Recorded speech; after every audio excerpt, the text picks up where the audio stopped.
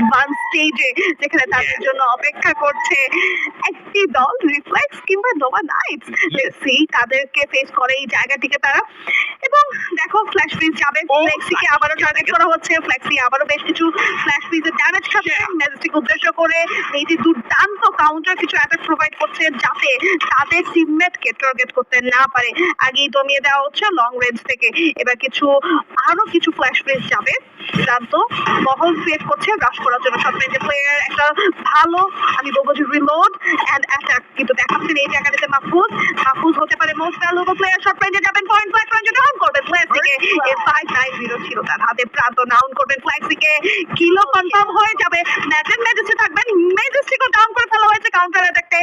Mahfuz down হয়েছে, but এখানে রয়েছে তার তিনটে প্লেয়ার। ম্যাগনেট চেষ্টা করছে ঘুরে দাঁড়ানোর, ড্যামেজ দিয়েছে শর্ট রেঞ্জে প্লেয়ার চলে আসছে, ওয়াচ আউট।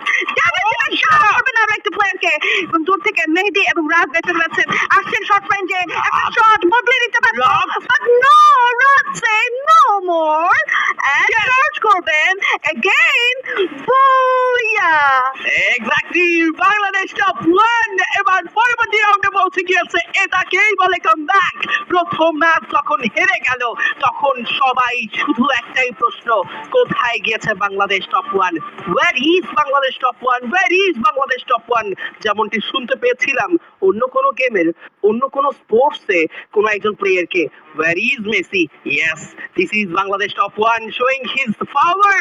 এন্ড ইয়েস, সেই সাথে তার লাস্ট ম্যাচের লাস্ট রাউন্ডের লাস্ট ফিনিশিংটাই টানলেন উইথ হিজ স্টাইল। এন্ড সেই সাথে কিন্তু আমরা এই মুহূর্তে পেয়ে গিয়েছি নেক্সট রাউন্ডের কম্পিটিশনের জন্য আরো একটি দল যারা বাংলাদেশ টপ 1। তবে সত্যি বলতে হবে যথেষ্ট চেষ্টা করে গিয়েছিল টিম এনটিটি এই লড়াইতে।